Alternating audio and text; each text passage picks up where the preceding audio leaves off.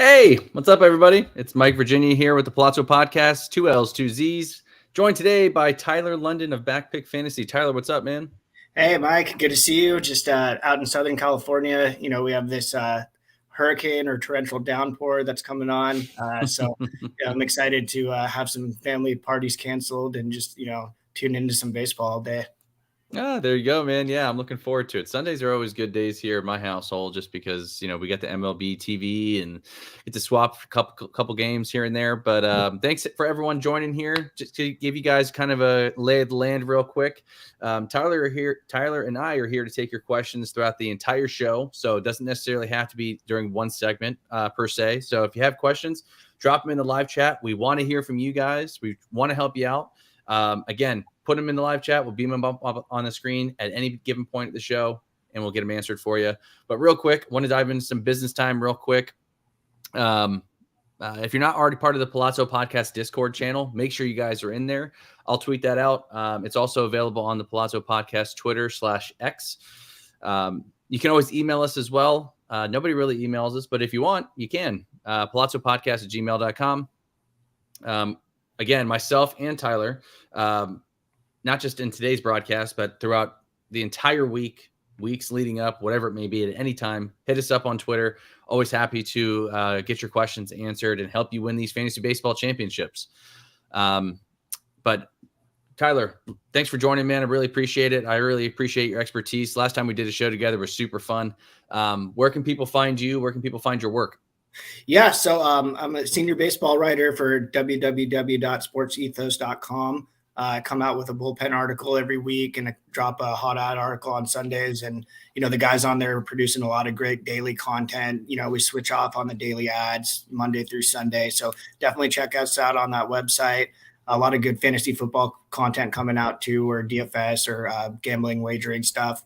And then, Backpick Fantasy, a hot ad account, daily account where we're really looking at a bunch of hot ads and just really day by day fantasy, kind of a makeshift news feed too. So giving you all the good updates on the stuff you need. Cool, man. That's awesome. Yeah, make sure you guys check out Tyler and Sports Ethos as well. All the guys over at Sports Ethos, great group of guys. Really got something fun building over there. If you're not already think about joining the Patreon. It's only $3 a month. And again, the best part about it is for a month, it's about the price of a coffee. So you get exclusive content from myself, Michael Govier. We got fantasy football coming up, finishing up fantasy baseball. Make sure you guys are in there. Check us out. Again, it's only $3 a month. $3, it's not much. So again, and you get exclusive content to help you win your leagues. So make sure you guys check that out. Grooving with Govier is new every Tuesday on ftnfantasy.com. Make sure you check out Michael on there as well. And last but not least, YouTube channel, Palazzo Podcast. If you guys are watching us on YouTube right now, or if you're listening to this at a later time, make sure you guys go to YouTube, subscribe to the channel. It's the best way to support me, Michael, and the rest of the bozos on the Palazzo Podcast. We're trying to get to our 1,000 subscribers.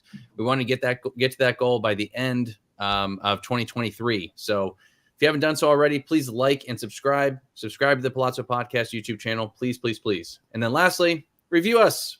If you're on Apple Podcasts, if you're on Spotify, whatever, please leave a 5-star review. Leave a comment. Tell us what you think about the show. Tyler, without further ado, we got our first question in here, man. With Michael Garcia missing a few games due to rib inflammation, although it doesn't sound serious, are you holding or moving on to someone like Brian Hayes? Thanks, guys. Tyler, you want to dive in on this one? Yeah, I mean, I think this is a situation where if you're really like fighting for like right on the cut line of making playoffs and you are in like a head-to-head league or even in a roto league, like without a games limit, I think it'd be important to get healthy guys in your lineup. I really do like Michael. I think he's a really strong player. If you can manage to make it through, maybe next Wednesday, Thursday, or Friday, if he doesn't play, I definitely like Michael more because of the steals. I think those steals are huge. I think they have a similar skill set, but I think Michael, really gives you that 4-cap production where Hayes, I see more like 3-cap production. So I think it's needs dependent, depending on where you're at in like the playoff slots.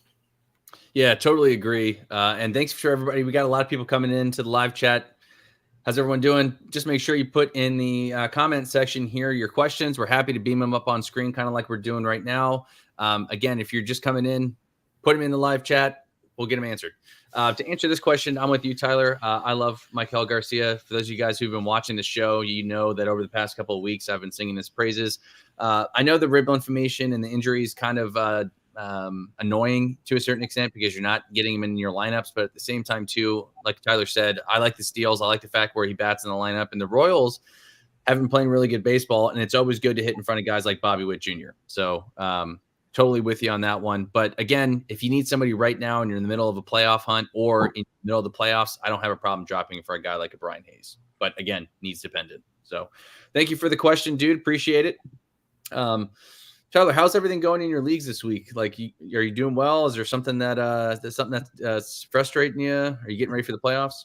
Yeah, no, I'm doing well. I think I'm in 4 head-to-head leagues. I have leads in 3 of them coming into today, and then my roto leagues are moving up the standings a little bit. And yeah, I've just taken a little bit more of a liking to like starting pitcher builds in my head-to-head this year. Like really trying to get 7-8 starters in there, and a few closers, 3-4. Where before I would like really trying to max out closers 5-6, but just with the way the game's moving with less of those linear closers and like less of those Felix Bautistas out there, where you can really lock down whip, ERA, and saves like weekly with really dependable closers. I think I've really taken a liking towards a lot of these like young stud pitchers like Reagans and stuff that can really like get you up there on Ks. So yeah, as the season's gone on, like I've started to take more of that mentality. But yeah, no, leagues are looking good. I'm sitting in the playoffs in all my head-to-heads and within top 3 in roto. So it's going to be an exciting finish. Yeah, one league I have it's like 2-week playoffs where 4 teams make playoffs, and that's starting in I think 2 weeks or like right at the start of September. So yeah, gearing up for that. But yeah, I still got a little time in most of my other leagues to prep for playoffs.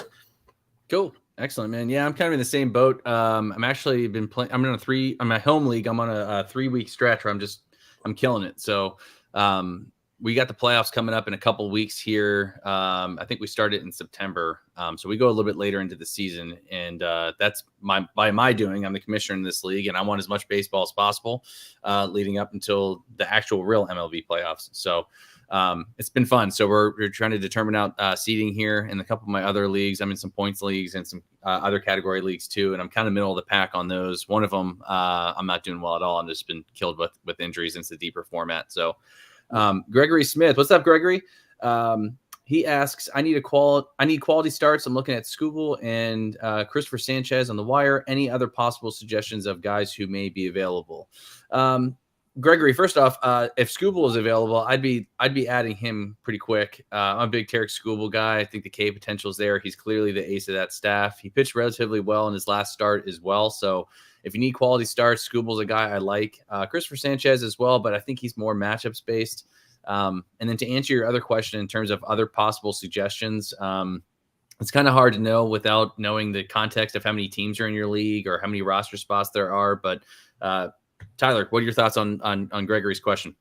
Yeah, Skubal, I think, is getting like pretty ramped up now. So I think he has a better chance to get those 6 innings. But traditionally, he's been a guy with a high K rate that, 5 2/3, sometimes maybe not going the third time through the lineup. So and he's on the Tigers. I know that doesn't like match up for quality starts, more for wins leagues, but he's someone really I'm rostering for K rates and some sort of like middle ground ratios. Hope to get like a 3.5 ERA, 1.2 whip on the day with him. Sanchez does go like 6 innings a lot. So I think he's someone, but the Phillies, like it's sort of up in the air if they're going to do 5-man or 6-man. I think Tejuan Walker skipped the start this week. So, I would want to see that he like gets that start locked in. Brady Singer, I think, is a guy to look at. I know that he got rocked this weekend, so he's probably going to like fall off some rosters, but the Cubs lineup has been hot. I'm sort of giving him another shot. And then I think Reagans too, because Reagans for the Royals has been going 6-7 innings, and he had a quality start this week. His roster percentage, I think, dropped 13% after his start before this last one.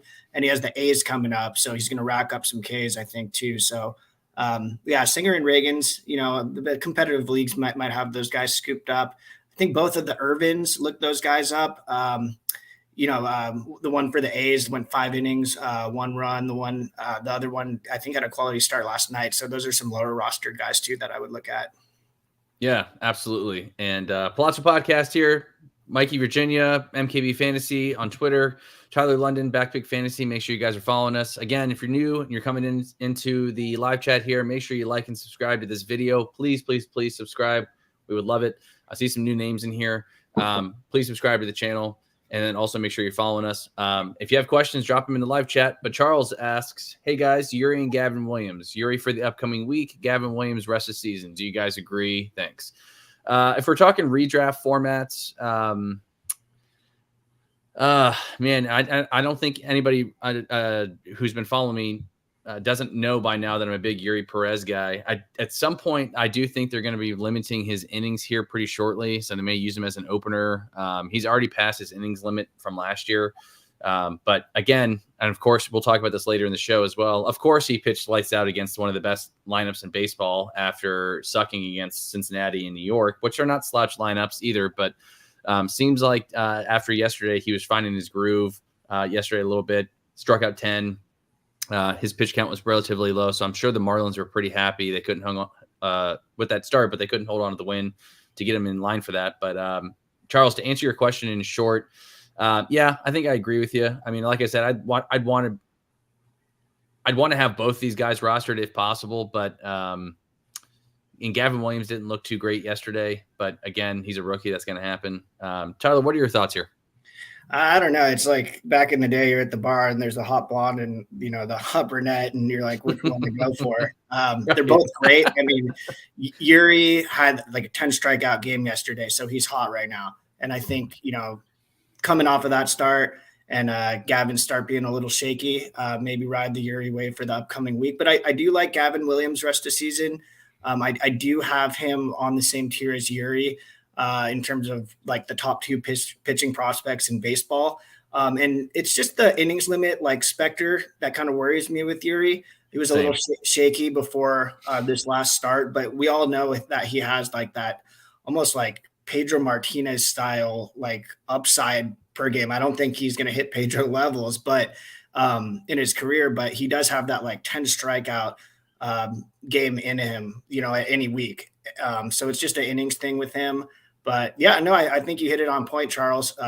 Maybe Eury for if I had to like gamble on a daily fantasy, if I had to pick one for a start. But I definitely would like prefer to roster Gavin. I feel like he has a safer floor and is going to give you 5-6 innings more consistently. And Gavin's been great. Like he's been great over the last month or two. So yeah. Yeah, totally agree on that take for sure. Again, the innings limit with Eury kind of scares me a little bit. So yeah, Charles, I think you hit it right on the head, man. If you want to stream Eury for next week and see how that start goes, I certainly wouldn't drop him until after that start. But if you can find a way, I know you and I have been connecting on the Palazzo Podcast Discord. Make sure you guys are in there. And Charles and I have been connecting on his roster construction. Ideally, I'd like to roster both if possible, because I don't know how long Gavin Williams will be on your wire. I know he didn't pitch well yesterday, so you may have bought yourself some time. But, yeah, I like your plan. Next question we got comes from Sound Money. Would you drop Christian Javier in a keeper league? I see Lance Lynn, Brady Singer, Chase Silseth, and Andrew Heaney on the wire. Tyler, I'll start with you. What do you want to do here? I wouldn't, unless you're like in an extreme win now mode and you want to get Lance Lynn in there for like a playoff push if you're like in first or second place. But I pretty firmly have Javier over all these guys long term. We hope that he bounces back. I mean, obviously, as time goes on, if this replicates into next year, you have to really reassess. But he started off pretty good. He didn't have that bad of a first half, and then it just the train fell off the tracks and it hasn't gotten back on. I don't know if the pitch clock has correlated with any of this for Javier. I know he's more of a 2-pitch pitcher. But it's just like not enough replicated value for me to completely change my perception of him. I had him, in that like top 6 round pick range in redraft this year coming in because he was hot last year. His playoffs was amazing for the Stros. And in a keeper league, it depends on number of keepers too. So if he's not in your keeping plans, then maybe drop him for this year. But if there's like an expansive number of keepers, 10, 12 or something, and you really believe in him as a pitcher, I'd definitely hold. I like all those other arms. I like Lynn the most, just because the Dodgers have seemed to have unlocked something for him. But if I had to choose one long term, Javier is much younger. Lynn is, not going to have that much longer of a career. So you're really almost throwing a prospect through to the wind, for a old aging guy. So yeah, that's my take. Totally agree with that 100%. Now, if we're talking keeper league, again, like Tyler had mentioned, if he's not in your plans to keep, then I have no problem dropping him for a guy like Lance Lynn. If you're in win now mode, I think Lance Lynn probably gives you a little bit more value this year. But like Tyler said, if you're playing in a keeper league and he is part of your keeper plans, he's a young arm. He pitches for one of the best teams in baseball in Houston. I know that the results haven't really shown this year, but same thing. I'd be holding a much younger arm in Javier over some of these older guys. Chase Silseth is the other guy that kind of intrigues me a little bit in keeper leagues or in dynasty formats. But again, I'd rather have Christian Javier because we've seen it from him. So just a down year. Again, if you can afford to hang on to him, I would. But again, if you're in win now mode and you want the quality starts, you want the results now, I would drop him for Lance Lynn for sure. Next question we get comes from Jacob. Thoughts on Lourdes Gurriel Jr.? Tommy Pham is a better ad, even though they're on the same team. They're kind of the same player for me. I mean, Tommy Pham kind of gives you more of the stolen base aspect of it. I think Gurriel is going to give you more power. I know that the results haven't really been there for him recently, but if you're asking me who to roster between these two guys, I'm probably still holding Lourdes Gurriel Jr. And unless you need the stolen bases from Tommy Pham, and I know he's been hot, but I don't really expect to see this continue. I mean, like I said, we only got about a month and a half left in the season, so I don't think you can go either way. It really depends on roster construction. Again, if you need the stolen bases, Tommy Pham's a nice ad there. But Tyler, what are your thoughts here? Yeah, I think Lourdes has a safer floor. Pham is really like streaky. He had a Coors matchup this week. He also went 3 for 10 yesterday with a home run. So he's a guy, when he catches fire, we all know Pham has, top, 60 upside per week if he's on a heater. But Lourdes, I think, has a safer floor. I think Pham, with his category coverage, if he's playing well, has more upside. And I do think it comes to roster construction. I'm a sucker for steals in fantasy because I feel like a lot of other rosters don't put that much weight into steals. So you can really look at, your opponent in a head-to-head and say, oh, this guy only has 1 or 2 guys that are going to steal bags. I have, 2, 3 or 4. If I just add Pham and get 1 or 2 more steals, I can kind of lock up that category. I like Lourdes a lot. He's a safe floor guy. He's going to be in your lineup. They're both on a D-backs team that's trying to make a push. But I think Lourdes is a guy that, unless he's really popping, there's replacement value always on the wire, just like due to his category coverage. He's sort of like upper middle class, and like 4 cats. Not too many home runs. So I think, like, if you drop him, it's not going to be like a league losing drop. Like, oh my gosh, I dropped him and I'm going to lose my season now because he's going off. But, he's just a stable, like, top 150 guy that I think you can plug in there. So I think the gambler in me says Pham. But, if I'm just in a roto league trying to, like, stay pace with like a good lead, don't broke what's not fixed, or don't fix what's not broken. Yeah, totally agree with that too. I mean, like I said, it's kind of really needs dependent here. I don't think you can go wrong either way. I just prefer Lourdes Gurriel. Like you said, Tommy Pham's streaky to me. He's the flavor of the week. I get it. He gives you the kind of a good power speed combination, but how long do we expect that to last? I know Arizona's got a pretty decent lineup in there too. I'd just rather have Gurriel. But again, if you need somebody who's going to give you kind of across the board production, I don't mind dropping him for Pham. Like you said, it's not going to be a league losing drop or anything else like that. And again, ride the wave if you want to. Just know that and be ready to pivot. And noting that it really depends on who else is on your wire, how aggressive your league is. If you're able to make that swap, and once Pham's wave crashes, if you can pivot and get another positional need or category need, I think that's fine there, Jacob. Thanks everybody for jumping in here. Keep the questions coming in the live chat. If you haven't done so already, please, please, please. I know I sound like a broken record. Like and subscribe to the Palazzo Podcast YouTube channel. Get in our Discord.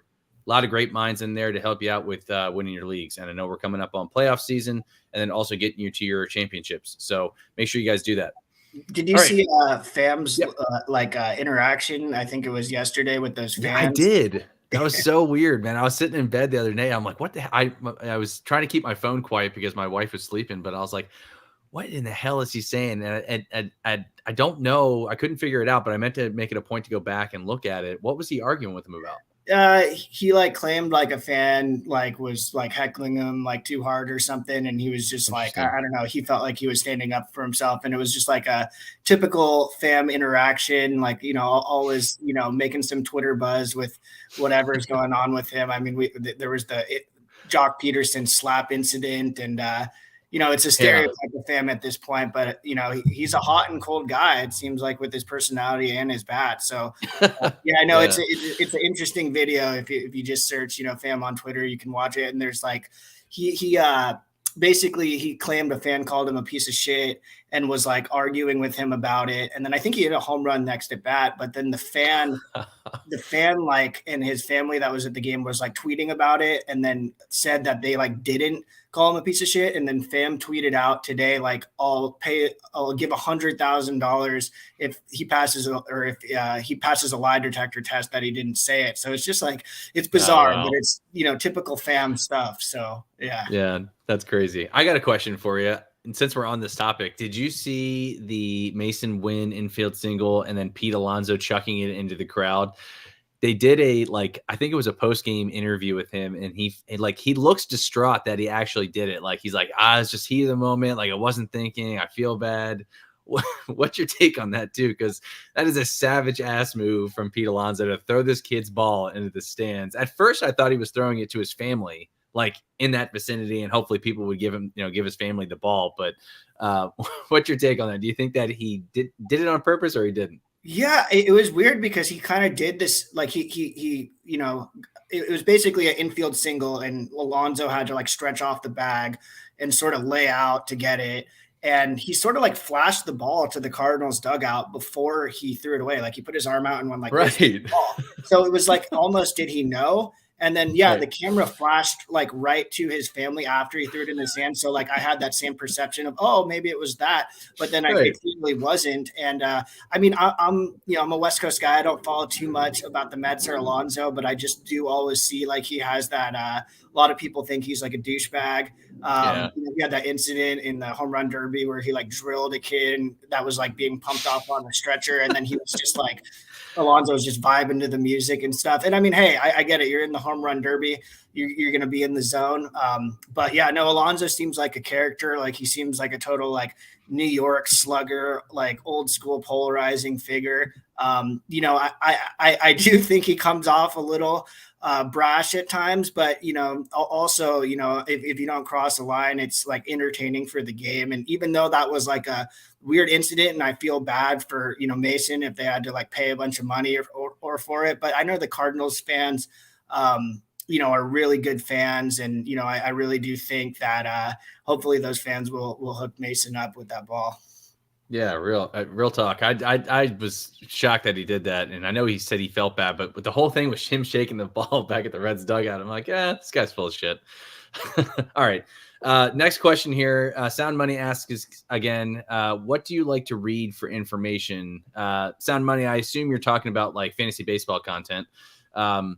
I'll start real quickly. Fantasy baseball for me, in terms of just where I read my information, I like to check out Fangraphs, Statcast. I also like to read from other people like Tyler and other people in the industry as well, in terms of who guys they like and their reasonings behind it as well. So Twitter, aka X, is a really good spot to read some of that stuff. And there's a lot. I'll be 100% honest. There's a lot more brilliant minds out there than me that really, really, really do a deep dive into some of these advanced analytics and also trends and things like that. So there's tons of places that you can check out if there's people on the Palazzo channel that you like reading. I know myself, Govier, Britton, we all do side podcasts or articles, things like that, and we also tweet a lot as well. So, or post now, I guess is what it's called. So it's kind of a combination of all those things. I like listening to other people's podcasts as well. But Tyler, what do you like to read for information? Yeah, and it's interesting you bring up Britain. It clicked for me again that he's sort of the intersection between Palazzo podcast and Sports Ethos, because he's is connected with Ethos too, or Yeah, and he does some great work. Yeah, I think all those places that you mentioned are great. Two of my favorite sites on the pitching side are closermonkey.com. They have like a really, really good depth chart, second in line, third in line. And then they also have this segment called like the vulture save section, where like say Carlos Estevez went 2 games in a row. Ronaldo Lopez is next in line. You know he's going to be up there for a save op, and then he got it. So they call that out every day with like 5 vulture save ads. And if like you're in a Save Stars league and you have a streamer slot and you just follow their vulture saves ads, you can pretty much have like a closer slot every single day. And the second in line in an MLB bullpen is usually a guy that's pretty damn good. So right. And then pitcherlist.com, Joe, who hired me over at Sports Ethos to do the work I do there, is pretty connected with that guy, Nick Polak, who runs that site. And they're like brilliant baseball minds. They have all the advanced stats there, FIP, all that stuff that you can find on like Fangraphs too. But Pitcher List is great. Like if I'm going through and I'm 50-50 on a pitcher, I'll go check out Pitcher List, see where they have on the ranks, and they're pretty on point. And Twitter, and like honestly, I just like filter the settings on the apps and stuff a lot. 7-day stats, 14-day stats, 30-day stats, player raters, all that stuff too, just on like Yahoo, ESPN, or Fantrax, looking at roster set percentage increases too, and then try to see where it fits my team. So yeah, those are some of my favorite resources. Yeah, and totally agreed on that too. Like I will venture to say that anybody who's in the fantasy baseball industry who does content, we're all stat heads. We like looking at stats, not just, from yesterday to 2 days before, 3 days before, but over the course of a week, a month, 2 weeks, whatever we're talking about. We're constantly diving in and looking at advanced analytics and stats and things like that. So any website that's going to be able to give you those numbers is a good spot for information. But thanks for the question, Sound Money. I appreciate it. Palazzo Podcast, 2 L's, 2 Z's. If you guys are in the live chat right now, make sure you guys are dropping your questions in there. We want your questions. That's the whole point of today's segment. Follow me on Twitter/X at MKB Fantasy, Tyler at Backpick Fantasy, and then also the Palazzo Podcast. Next question we get is from Charles here. Mike, I know your take on Wander Franco. He's on my IL, so he's not hurting me there. What is Tyler's take? Any chances he plays? Appreciate it. I'm going to go real quick and say Wander Franco is an easy drop for me. He's not playing another inning in baseball, at least this year at minimum, if not for the rest of his career. But Tyler, he wants to hear from you.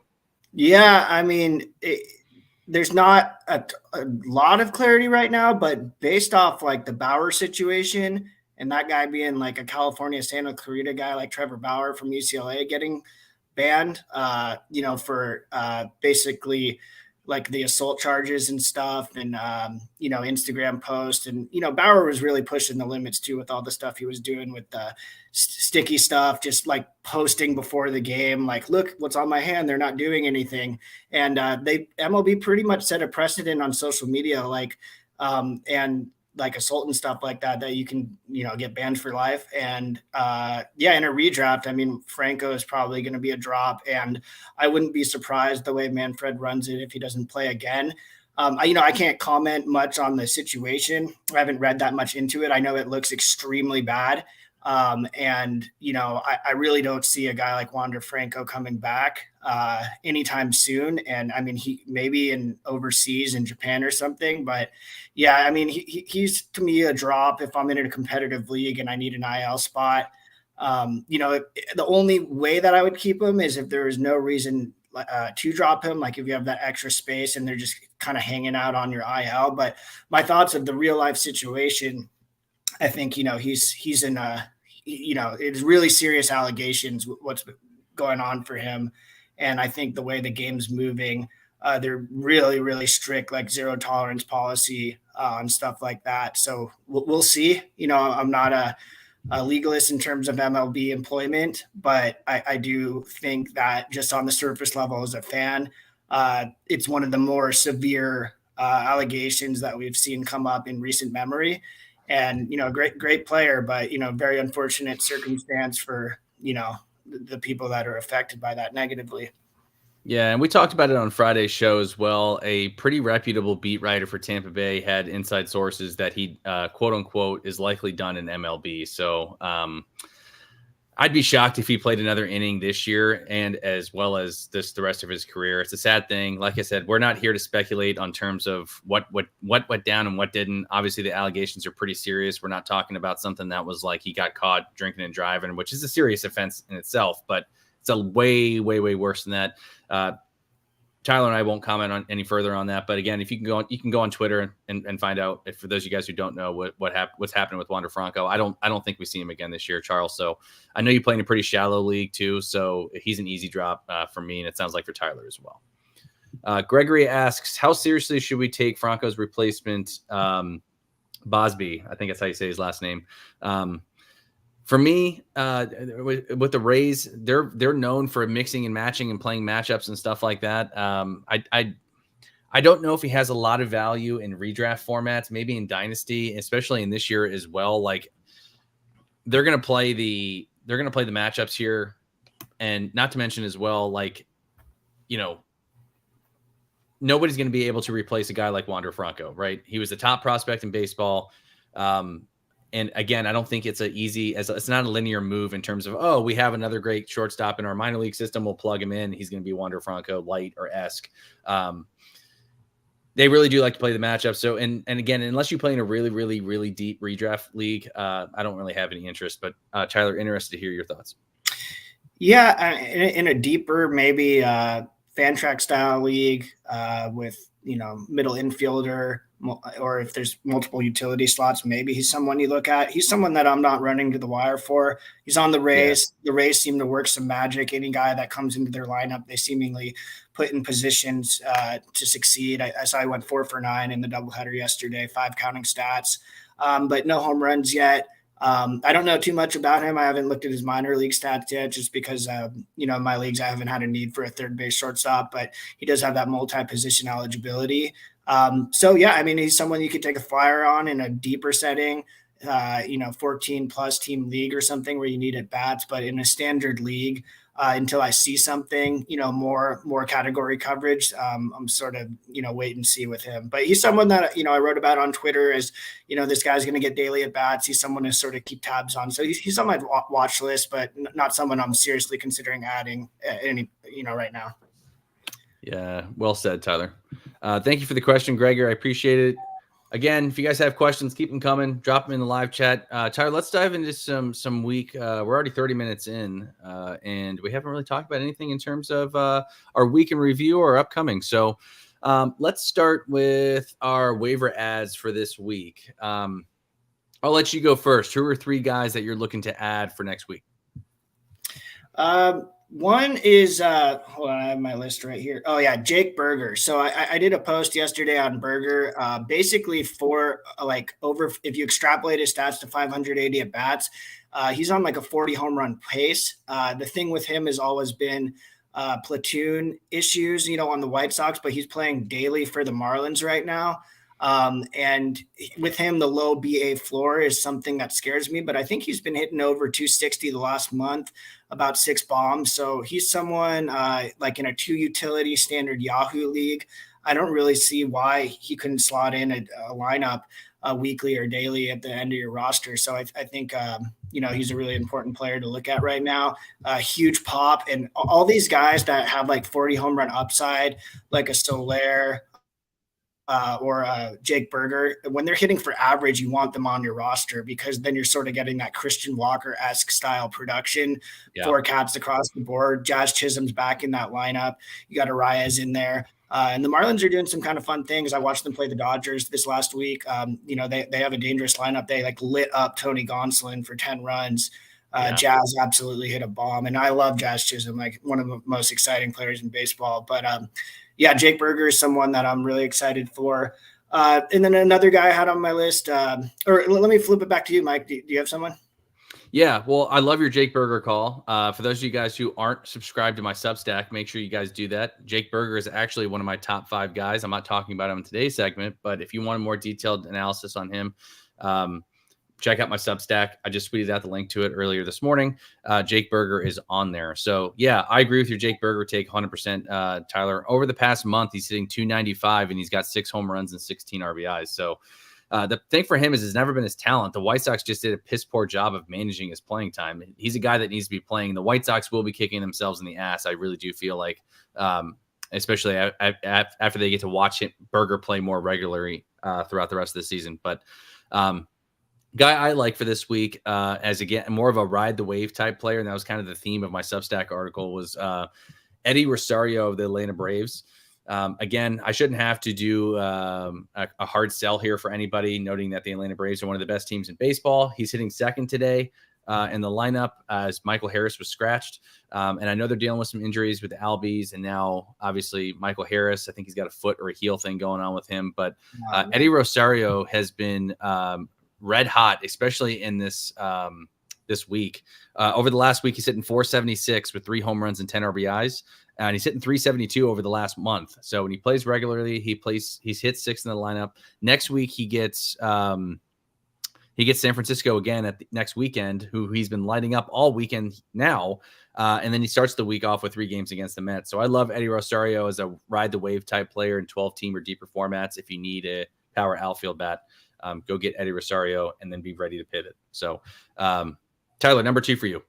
Yeah. And I just wanted to mention too, like I always like Sundays for ads because, like if depending on what type of league you're in, like I think Yahoo, if you stay up till about midnight on the West Coast, or like, I don't know, 3-something a.m. and like pre-drop a player to have your finger on ad in like super competitive leagues. Like, yeah. So I think Burger is one of those guys that I'm going to sacrifice a little sleep tonight and try to get on. Ooh, potentially. Yeah. I wish we had Govier's lock it in button right now on his sound system, dude. I do the exact same thing, man. By the way, I am up at 2:55. I get my ad ready. I'm ready to hit ad. Like there's one guy I really want. I'm ready to hit ad. So it's crazy, but love that take for Burger. Who are you going with? Who are you going with as your number 2 guy? I have a couple of reliever heavy builds in leagues with starting pitcher and relief pitcher eligibility.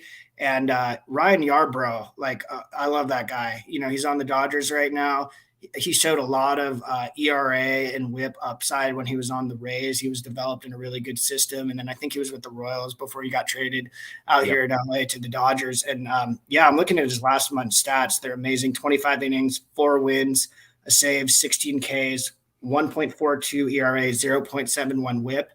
And he's really someone, even in like a non-RP build, like if you're trying to roster 6, 7, 8 starters, he's still someone to slot in there, especially in a weekly league, put in a relief slot, because he's piggybacking off some Dodgers starters or getting some longer middle relief bulk outings where he's going 2-3 innings at a time. And it just correlates to wins. Like it's so fickle, wins as a category anyway for these starters. Like other starters, like traditional starters, to try to go those 5-6 innings and get a win. Where Yarbrough, if one of the young Dodger pitchers goes 4 2/3 or something, and then you throw Yarbrough in there, he throws 2 clean innings, the Dodgers bats wake up, they get a lead. Like he's had 4 wins in the last month, and he's not starting games. Like that's huge. So yeah, he's someone that I've been trying to add in some slots. I think it's like roster dependent. It's a luxury to have a guy like Ryan Yarbrough on your roster. His K rate's not necessarily high, but yeah, Mike, interested to hear your thoughts on RY. Yeah, I love Yarbrough as well. I saw your post on Twitter. Again, if you guys aren't following Tyler, make sure you do that at Backpick Fantasy. I like that call a lot, especially some of these long relief / opener guys. Like I don't think Yarbrough is going to be a guy that's going to go like 7-8 innings, but he is a guy that's going to be like you said, piggybacking off some of these quality starts, and then he's going to get in line for some of these wins as well. And he gives you pretty good ratios. So he's not a flamethrower. He's not a guy that's touching 100 miles per hour on the radar gun, but he's a real solid guy to add to your teams, especially with the state of starting pitching right now. You want guys who are not going to blow up your ratios. And Yarbrough right now on a Dodgers team is going to get plenty of run support. He's doing that right now. He's going to improve your ratios. And again, hopefully in line for a win. So I love that call. Guy I like number 2, and again, this is more of a speculative ad, more so than anything, is Nick Lodolo of the Cincinnati Reds. We talked about him a little bit on Friday. They're projecting him to be back in that rotation, probably not next week, but the week after. So we're tracking right around Labor Day that we'll probably see Nick Lodolo. I know what some of you guys are probably thinking, like, oh man, he sucked in the beginning of the year. Why would you add a guy like that? Well, again, He's one of the Reds' primary arms. He's one of their best pitching prospects that they've had. He's only been in the league for a short amount of time. This time last year, he was lighting the world on fire. That's why his draft stock was so high coming into this year. So who knows if he was pitching on injury, but again, he struck out 6 over 3 innings in his latest rehab start. I love Nick Lodolo as an IL stash if you have room. Again, what I just said about Ryan Yarbrough, the big thing for me here is he's a lottery ticket. So the Reds are vying for a playoff spot. I love Nick Lodolo as a IL stash and hopes that he can regain the form that we saw from last year. So, Tyler, any comments or thoughts on Nick Lodolo? Are you looking to add him in maybe some deeper formats and as an IL stash? Yeah, like if I'm in a deeper league, 14 plus, and I have a volume build with pitching, he's a guy that can rack up Ks. Like his K rate's insane. He's someone that you might have to sit at Cincy. And yes, he did have a tough start, but he really flashed upside last year. He was a like really hot draft pick that people were stoked on. And like we saw, I saw Joe, who I work with at Ethos, tweet about MH2 like having a really slow start and then turning it on. I don't know if Yarbrough has that type of top 3 round value that MH2 has. Not even close, I don't think. But he is a young guy that flashed a lot of success last year. He had a tough start to this year as a second-year guy. Sophomore slump in the beginning, probably had some injury issues. Like I don't see why he can't come back and shove like he did last year. And if he doesn't, you just drop him, in a redraft. He's still a dynasty player, a guy I really look forward to. And you might have to sit him at Great American Ballpark against some good lineups. But yeah, no, he's an upside guy. Him and Hunter Green are 2 exciting K guys that are like on the mend. Yeah, and it's worth noting too that like I realize that you're kind of flirting with fire here in terms of, you're getting closer to the end of the season. You're getting a guy like Nick Lodolo in there. And who knows, maybe he comes back and he's not the guy that we saw last year. Maybe it's taking him some time. Maybe they watch his innings, whatever it may be. But for a guy that has that much upside with K's, and again, pitching for a playoff contending team in the Cincinnati Reds, I do agree with that take on sitting him some starts depending on who the matchup is at Great American Ballpark. But that type of talent shouldn't be sitting on your waiver wire with how starting pitching has been. If he comes back and lights it up, he's going to be carrying some teams to some championships. So, Tyler, your third guy. Who are you adding? Yeah, this is a fun one. I have the singer Elvis Andrus. So, he. Elvis. He's back. Last year he had that second half. Like honestly, was like a league winner type asset. To really like add to a league winning team last year. And if you great to think about that, like the fact that he did that for everybody last year is like, where the hell did this come from? This guy was out of baseball for a while. Yeah, I looked it up. He's 34 years old. No, it's like a really fun story. And I know, Mike, you've played for years, and if you've been playing fantasy baseball for I don't know the last 15 years, or even Elvis Andrus is a guy. Like he had 40 steal seasons, 20 bombs, 300 average, 100 runs, can chip in 70, 80 RBIs. On the Rangers, he was like a fantasy stalwart. So anytime a guy like that is like hot, and Tim Anderson, that brawl that he had got him suspended. And so Andrus has been hitting leadoff. So he's definitely like a guy for a couple games stream, definitely in that leadoff slot. And he's like really performing. He's top 50 last 2 weeks, 378, 11 RBI, 2 steals, 5 cat production. He has a home run. So the upside's there. He's someone like, if he goes on a cold stretch and starts batting 7th regularly when Anderson's back, easy cut.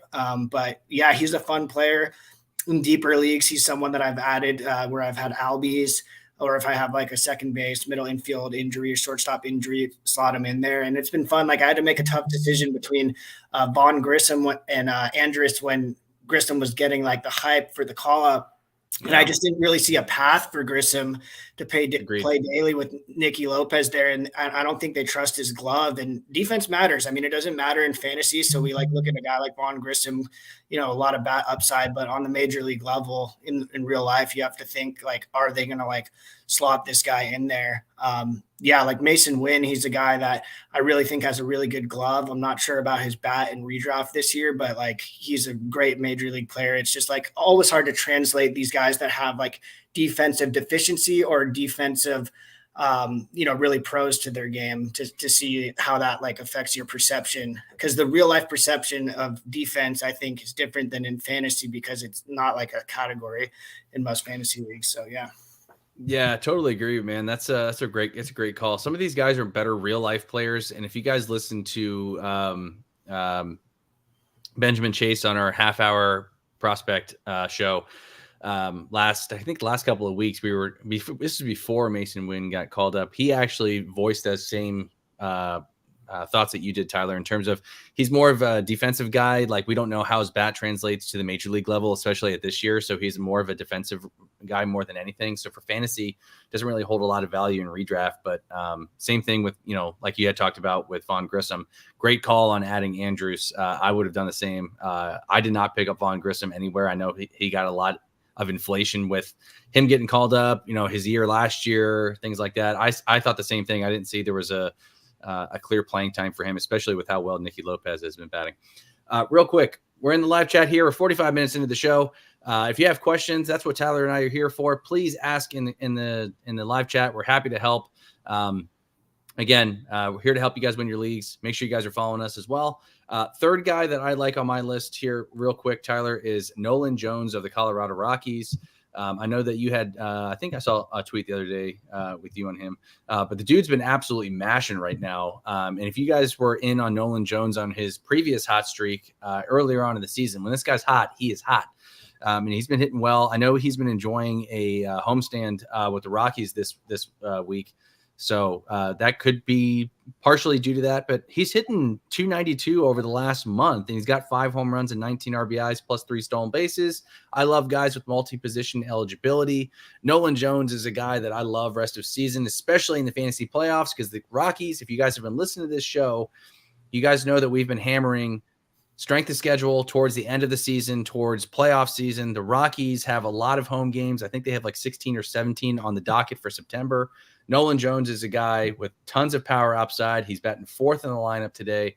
I love Nolan Jones moving forward, so long as he stays healthy. Tyler, any thoughts on Nolan Jones? Yeah, he kind of reminds me of like a young Andre Ethier with a little more pop. I mean, I think Ethier. Ooh, I love that comp. Yeah, I love that comp. Yeah, like because Ethier didn't have his that 30 home run power until a little later, but like really solid average, like decent home run floor. And, I think Nojo gets a little inflated in Colorado, but you got to play him in Colorado. He's a guy that, if he's at home, he's a go. I mean, he's a standard league outfield ad, and I love the 5 cap production there. And they traded Crone out of there, opened up some play time. So, he's getting daily at bats. They're kind of doing, the Rockies are always doing a youth movement. They're almost like, I don't know what's going on, if they're laundering or something on that franchise, but, they're Nojo's a guy. Yeah, he's a guy that I think if in a 5 outfielder league, you add him for sure. Even a standard league, he's good. Yeah, I like him a lot. Yeah, excellent. Your third guy. I'm going to give Jason Foley, just like, he's the closer for the Tigers with Lang out right now. Foley hasn't been great the last week, so you might look at his stats over the last week, and he had 1 blow up, and then I think he had a save where he gave up a run, but he I think he has like 3 of their last saves.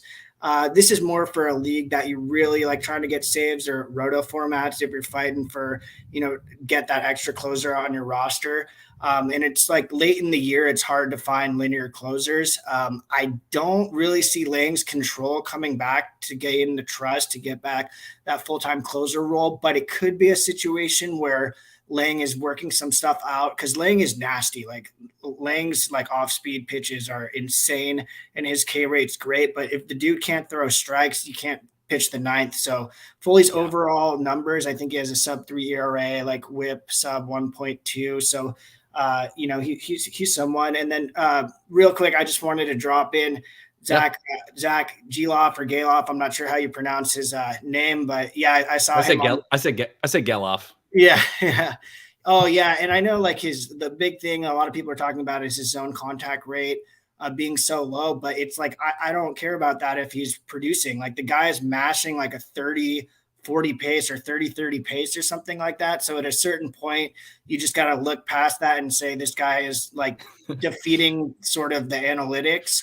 and Yeah. producing. Like, what are I'm we so doing? glad. I'm so glad you said that too, because like I have said this since like the start of the season. Is I think sometimes I don't know if you feel this way.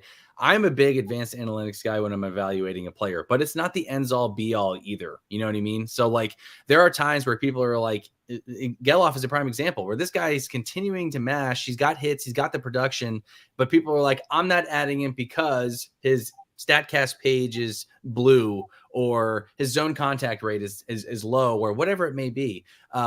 Last I checked, we don't play fantasy baseball with Statcast stats, right? We play it with what are they doing for me right now? So again, if you're adding a guy like Zach Geloff, who again, even if you don't think his production is probably sustainable, you have to add him and ride the wave, right? Especially in redraft formats. He's a guy that can help your team, especially the results have been there. How he's getting there, I don't really care. I just want the numbers. I want the counting stats in my lineup. I don't know if you have a take on that. Yeah, no, I agree. Like, I love using Statcast or Fangraphs for data when I'm making selections. It's like definitely part of my process. Like, I'm going to look at it pretty much every time I'm adding a player, but like I'm looking at actual stats the most, real life production. Like, if you've ever played ball, it's like, what have you done for me lately? Like, a guy could have good underlying metrics or underlying talent, but if they're not all putting together. And yeah, I was watching the A's game the other day, and the announcers were saying that Zach just commands that respect and intensity in the clubhouse. Like, he's someone that's came into that organization and on that major league roster and has really asserted himself as a leader. He looks like a ball player. He plays hard, and he's hitting the ball hard too. Like, he's a guy that I think has a lot of whiffs and can strike out a lot. And I think he's prone to some offers. Like, he's a guy that you definitely, I don't think, want to drop after an 0 for 8 or a 2 for 12 series, because he's going to have that. But like the 5 category production on him has been league winning, like upside. If he can somewhat replicate it, like I'm fine dropping a Story for him. Even maybe like a CJ Abrams if you're really good on steals, although I do love Abrams and I kind of have him just like Geloff is a must roster. But yeah, Geloff is like one of the most exciting stories of the second half of fantasy baseball. And he had like 2020 pace in minors. So, it's not like he doesn't have the pedigree either. And he's like risen above Soderstrom, the catcher or something, where they were both called up at the same time. And Tyler Soderstrom kind of had some more like people stoked on him. But yeah, Zach has been popping, and I've added like everywhere. I think I have like 50% shares because I was excited on him from the beginning. I have a lot of shares. Yeah, I'm a sucker for steals, so like it's any steal guy that comes up. Yep. So real quick before we get into Castro's question here, I just want to recap the 3 waiver wire ads for both myself and Tyler. My ads are Eddie Rosario, Nolan Jones, Nick Lodolo. Tyler is recommending Jake Berger, Foley, and Elvis Andrus as well. So again, those are our ads for this week. If you want more content, you want some more guys to pick up, check out my Substack.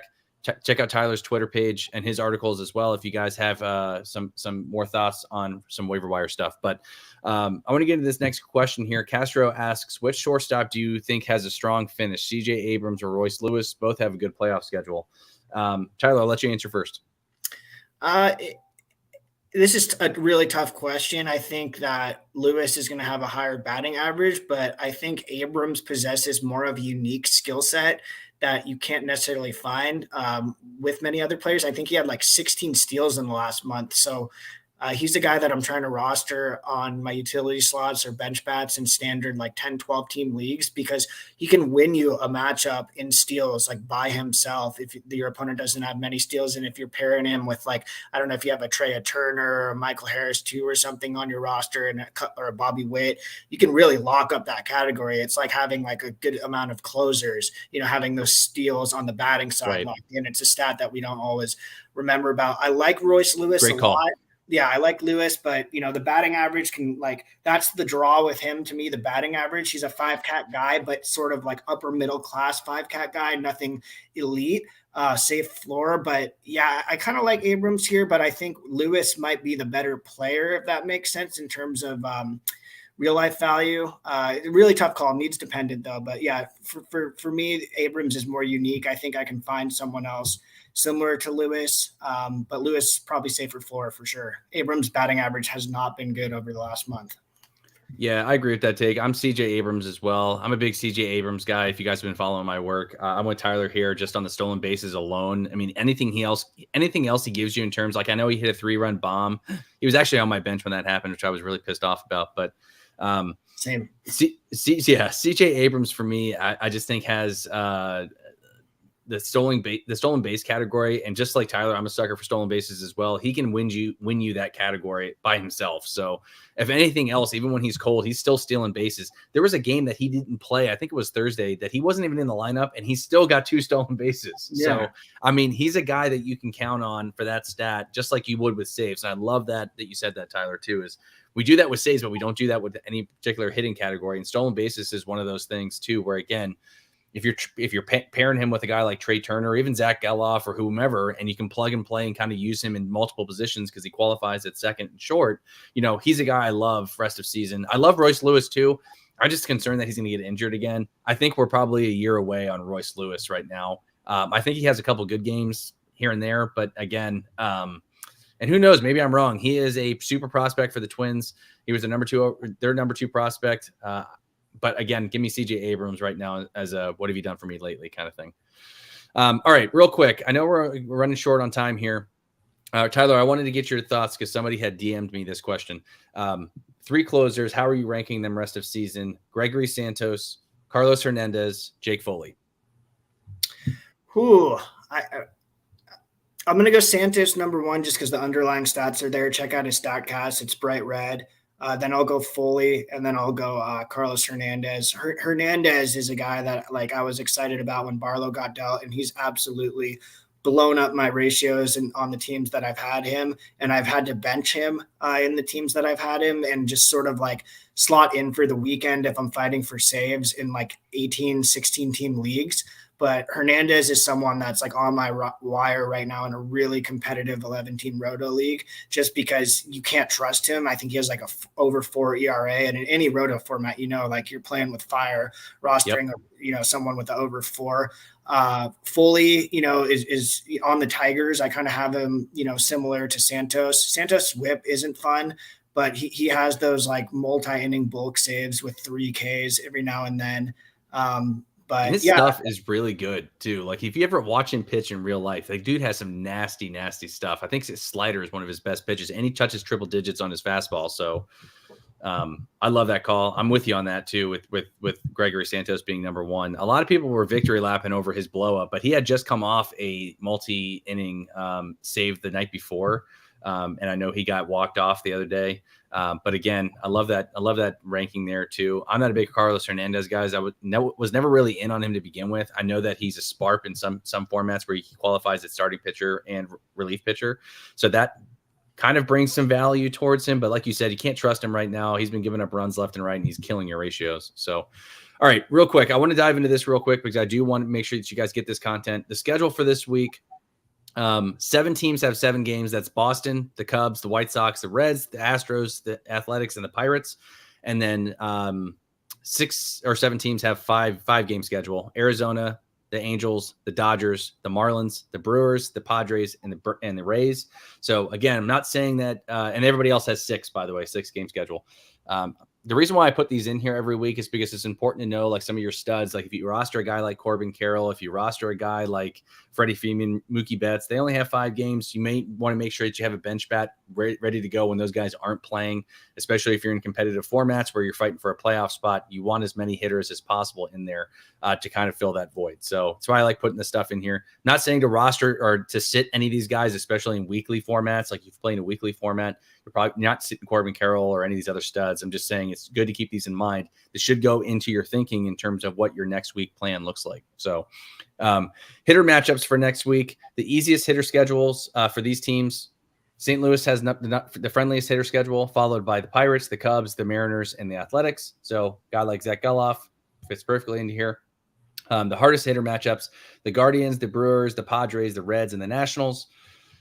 So again, the reason why I like putting these in here as well, so if you're looking to stream a bat, Tyler and I just got finished talking about this and riding the wave in terms of players. You can pick and pluck some of these guys off the waiver wire to fit into your lineup, especially if you're looking for a guy that's hot. You can get one of these guys off the waiver wire, plug him in, and then move on, to next week for another positional category or position or category that you need. So, real quick, we got another question here. What's up, Chad? Chad asked, trying to figure out what player to ask about with my magic powers. All right, man.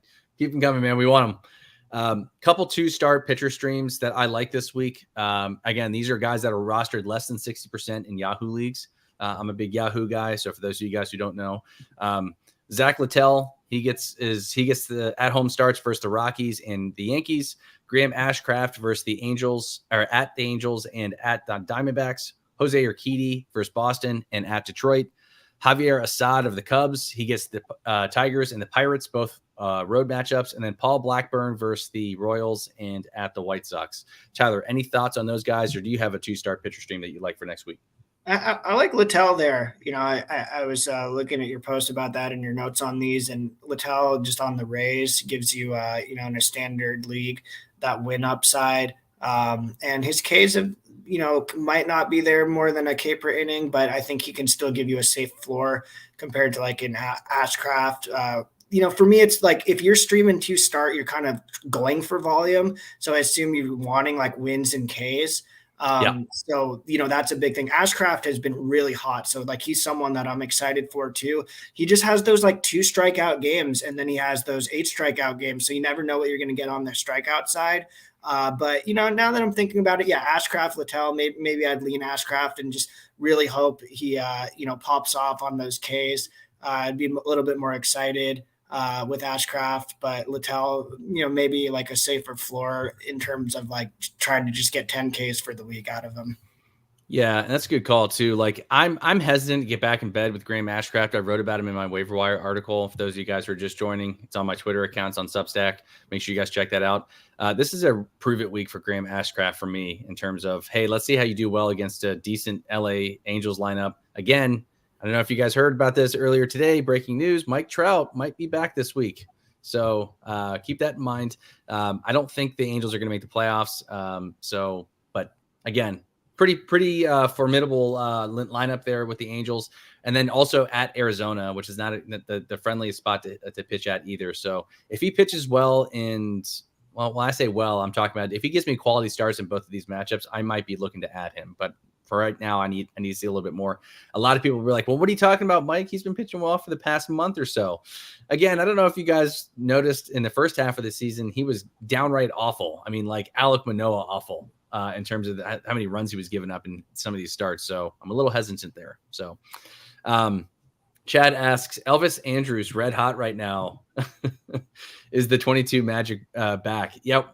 Chad, we actually just talked about that, so make sure you rewind. Tyler does a good breakdown of Elvis. He's one of his hot waiver wire ads for this week, so make sure you check that out. All you got to do is rewind. But yeah, we both like Elvis Andrus moving forward. I don't know if it's 2022 Elvis Andrus, but hey, never know.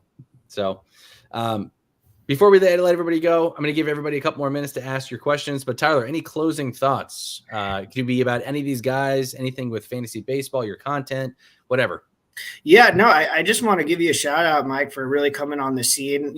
This is only my second year producing content. I know this is your first year really getting into it. And, you've already connected with Govier, who's super respected in the industry, and some really cool guys on the podcast. And I really think accounts like Mike and mine are really accessible for like the everyday fantasy player, where, do this sort of, as a passion to the side, for our daily lives. And it's really just a good space. And, I'm really excited to see you in that space. And I really like how you give, your honest takes. And Govier, has a great personality. So go follow him too if you haven't been. And it's just been really fun. Like, you're one of the better content creators out there, in my opinion, really taking the scene by storm. And, we have like a niche, market of players that, really like communicating with us, really like hearing our honest thoughts. It's something different when you're not someone that's grinding out 5 articles a day for a major website or something. Guys like us just, in our spare time going in there and really doing all that deep dive analytic stuff because we love it. And then we just want to get the content out there because it's fun and it's a good community. So definitely make sure you're giving at MKB Fantasy a follow. Mike's a great guy. Yeah, and like let's win some leagues. Like I'm excited. I feel like I try to do enough leagues so I can win one per year. I'm in 6, so I think what's that? One of 6 is what 16.67 repeating or something chance. Yeah. So I'm just trying to get at least one trophy. So we'll see. Yeah. There you go. I appreciate the kind words, man. And likewise, you're part of the reason why I got into this space. I love baseball as a fan, but I love fantasy baseball over all fantasy sports, including fantasy football. Hot take. I'm a baseball head. I've always have been. I've played growing up. So, and being able to be in this space was a little bit intimidating at first, but guys like Govier, yourself, welcomed me in with open arms. And again, I can't commend you enough for even the help that I was asking for in the beginning of the season as well. And seeing your stuff out there, it's been really, really fun. And I'm looking forward to continuing here. And most importantly, like Tyler had mentioned, I want to help both of us. We want to help you guys win your leagues. We don't do this for money. You know what I mean? Like, this is not our full-time jobs, right? This is something we do in our spare time. We have families, we have full-time jobs, we have kids, so it's one of those things too, where it's cool to give back, but at the same time too, it's fun to just talk baseball, you know what I mean? So, and especially for people who know what they're talking about in terms of, guys that are on the up and coming, whether it's prospects, whether it's guys that are hot, guys that drop, whatever it may be. It's been a really, really fun. So, are you doing any fantasy football content this year? No. Like I do one fantasy football league with some coworkers, but Okay. Just growing up in LA, I was born in 1990, so like the Rams left in 94, and we didn't have a team for a while. And the colleges I went to, like those football teams I got into, but NFL is not huge for me. But I still play, and I'm going to be following your guys' content and everything. Cool. Yeah. Yeah, make sure you guys check that out too. Michael Govier and I, if you aren't following Gove, make sure you do that. It's at MJ Govier, Govier on Twitter or AKA X. We're going to be doing another fantasy football show next week, probably on Tuesday. We're going to be talking a little bit more about draft prep and how to win your leagues through the draft. Make sure you guys check that out. It'd be really, really fun. I'm really excited for fantasy football. But next week, check us out. It'll be myself, Tyler, and a special guest that we'll be welcoming into the show. I'm going to give you a little bit of teaser on that one. I'm going to let that one marinate, but make sure you guys check it out. You don't want to miss it. The guy who's going to be joining us, brilliant mind in the Twitter space as well. Really excited to have a 3-man show next week. It'll be super fun. I'm actually getting goosebumps talking about it. It'll be awesome. Make sure you guys check that out. If you haven't done so already, please make sure that you follow both myself and Tyler on Twitter, and make sure that you like and subscribe to the YouTube channel here. Tyler, on behalf of myself and the whole Palazzo crew, thank you so much for joining today. It's been super fun. I always love having you on, man. It's been a blast. I want to give you the rest of your Sunday back. Go watch some baseball. Go Dodgers. Go O's. For everybody else, thank you all so much for joining. I appreciate it. We'll see you next week. Make sure you tune in to all the shows next week as well. Peace. To Mike.